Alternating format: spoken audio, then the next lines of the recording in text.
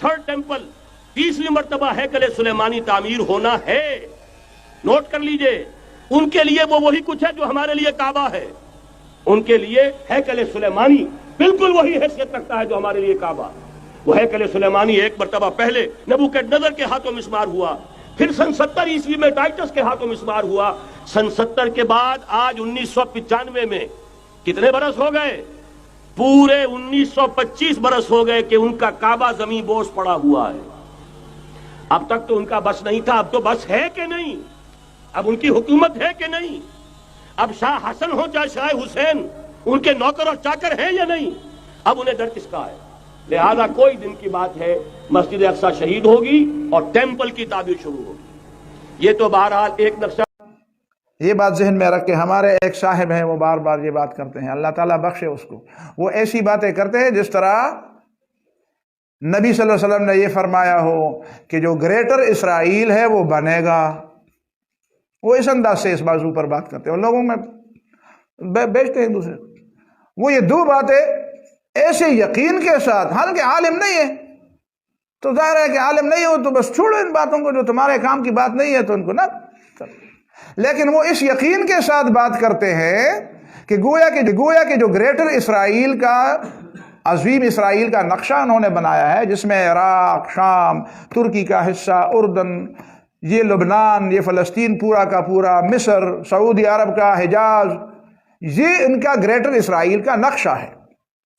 اور ان کے پارلیمنٹ کے اوپر لکھا ہوا ہے، اے اسرائیل تیرے حدود دریا سے لے کر سمندر تک ہیں، دریا سے لے کر سمندر تک، یعنی وہ دریائے نیل سے لے کر بحر احمر تک ہیں، یعنی نیل سے لے کر بحر احمر تک کا پورا علاقہ جو ہے، یہ کہتے ہیں یہ ہمارے اسرائیل، جس میں یہ ساری باتیں شامل ہیں، عراق اور یہ اور وہ جو میں نے بتا دیا آپ کو، پورا شام۔ تو وہ اس انداز سے بات کرتے ہیں کہ جیسے نعوذ باللہ حدیث میں یہ بات آئی ہو کہ یہ گریٹر اسرائیل تو بنے گا، پوری دنیا پر اس کی حکومت ہوگی اور پھر اس کے بعد پوری دنیا پر حکومت ہوگی۔ وہ یہ بھی کہتے ہیں کہ گریٹر اسرائیل کے بعد یہ بھی ہوگا کہ یہ بیت المقدس بھی وہ ڈھائیں گے اور ہیکل سلیمانی بھی بن جائے گا۔ ہیکل سلیمانی جو یہ اسرائیل سمجھتے ہیں کہ یہ جو بیت المقدس ہے اس کو ہم ڈھائیں گے، اس کے نیچے سے تابوت سکینہ نکالیں گے اور اس کے بعد ہم وہاں پہ اس طرح کی تعمیر کریں گے جس طرح کی تعمیر سلیمان علیہ السلام نے کی تھی، اور پھر ہم ساری دنیا پر حکومت کریں گے، داؤدی حکومت، ڈیوڈ سٹار جو کہتے ہیں، داؤدی ستارہ جو لگایا ہوتا ہے، 6 کونوں والا ستارہ۔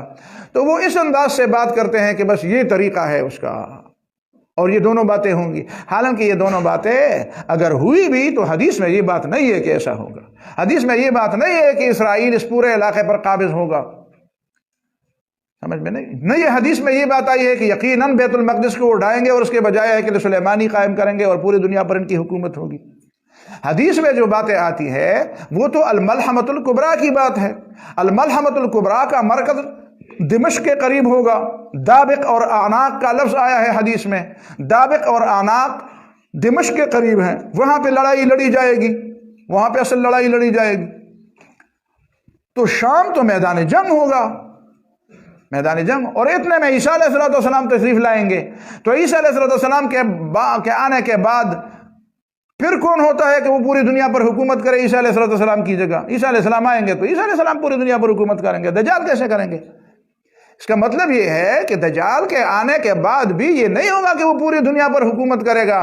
وہ حدیث میں یہ بات آئی ہے فعاص یمینا و شمالا، ادھر جائے گا تو فساد پھیلائے گا، ادھر جائے گا تو فساد پھیلائے گا۔ یہ فساد تو پھیلائے گا لیکن یہ نہیں ہے کہ وہ پوری دنیا پر حکومت کرے گا۔ آپ لوگوں کو ایسے سمجھاتے ہیں کہ دجال پوری دنیا پر حکومت کرے گا۔ پوری دنیا پر حکومت کون کرے گا؟ عیسیٰ علیہ السلام کریں گے۔ اور عیسیٰ علیہ السلام کے آنے سے پہلے 2 جنگوں کی بات ہے۔ پیوٹن نے بھی کل دھمکی دی ہے دنیا کو کہ تیسری جنگ آنے والی ہے، تیسری عالمی جنگ آنے والی۔ عالمی جنگ شروع ہو گئی ہے، وہ بس شروع ہو گئی ہے، کسی اور جگہ سے شروع نہیں، یوکرین سے نہیں شروع ہوئی، افغانستان سے بھی شروع نہیں ہوئی، برما سے بھی شروع نہیں ہوئی، وہ شروع ہوئے ہے غزہ سے، وہ شروع ہوئے ہے فلسطین سے۔ تیسری عالمی جنگ شروع ہو چکی ہے۔ اب اس کے بعد کیا ہوگا؟ اب اس کے بعد دوسرا مرحلہ ہوگا، دوسرا مرحلہ ہوگا ہرمجدون کا، آرمیگڈون جس کو کہتے ہیں، آرمیگڈون۔ یہی آرمیگڈون اور یہی ہرمجدون فلسطین میں لڑی جائے گی۔ آرمیگڈون، مجدو ایک پہاڑ کا نام ہے، مجدو ایک پہاڑ کا نام ہے جو اسرائیل کے اندر ہے. یہ ہے غزہ. غزہ کس طرف ہے؟ اس طرف. یہ سارا آگے کیا ہے؟ یہ اسرائیل کا علاقہ ہے. وہ فلسطین وہ قبلہ ہے، کیا ہے؟ بیت المقدس ہے. اس بیت المقدس سے 120 کلومیٹر آگے ایک علاقہ ہے جہاں پہ پہاڑی سلسلے ہیں آرمیگڈو کے. ارمجدون پہاڑیاں ادھر ہے. تو جو یورپ والے، جو یہودی، جو ساری دنیا جس بڑے جنگ کے بارے میں بات کرتی ہے وہ اس کا نام دیتے ہیں ارمیگڈون یا ہرمجدون. وہ جنگ بھی فلسطین کے اندر لڑی جائے گی. کیا مطلب ہے؟ اس سے تو یہ اشارہ آپ نکال سکتے ہیں کہ قریب وقت میں حماس کے مجاہدین، مومن مسلمان صرف غزہ کو نہیں بیت المقدس تک بھی پہنچ جائیں گے، اور بیت المقدس سے 100 کلومیٹر آگے پہ پہنچ جائیں گے، اور وہ میدان جنگ بنے گا. یہ بات ہے. وہاں پہ میدان ارمجدون کی جنگ تو وہی ہے. ارمجدون جنگ کیوں کہتے ہیں اس کو؟ کہ ان علاقوں، ان پہاڑیوں میں لڑی جائے گی، ان پہاڑیوں میں لڑی جائے گی، اور اس کے لیے پوری دنیا کے لوگ آئیں گے، پوری دنیا کے بے دین لوگ، کفر کے لوگ آئیں گے وہاں پہ. یہ پہلا ایک مرحلہ ہوگا. اس مرحلے کے بعد ایک دوسرا مرحلہ آئے گا. وہ ہوگا کیا؟ وہ ہوگا ملحمۃ الکبریٰ کا. الملحمۃ جس میں پوری دنیا انوالو ہوگی. اور وہ جنگ کہاں پہ لڑی جائے گی؟ وہ دمشق کے قریب لڑی جائے گی، بدابق و اعماق. اور اس کے بعد اسی جنگ کے وقت جب وہاں پہ مجاہدین ہوں گے شام کے قریب، تو کچھ دستے وہاں پہ اور مسلمانوں کا امیر وہاں پہ دمشق میں ہوگا، اور پھر عیسیٰ علیہ السلام اتریں گے اور پورا کا پورا نظام اپنے ہاتھ میں لیں گے، اور دجال کو قتل کریں گے اور یہودیوں کو بھی قتل کریں گے. یہ ہوگا منظرنامہ احادیث سے جو ثابت ہوتے. تم کہتے ہو کہ نہیں پوری دنیا پر گریٹر اسرائیل بنے گی اور یہ ہوگا، اور یہ کہاں سے بول رہے ہو؟ سمجھ میں نہیں آئی تھی بات. جو باتیں ہیں وہ تو یہی ہیں، جو باتیں ہیں وہ تو یہی ہیں. الملحمۃ الکبریٰ کے بارے میں دیکھو حدیث کے اندر، اور اس کے فوراً بعد عیسیٰ علیہ السلام کا نزول ہے. تو یہ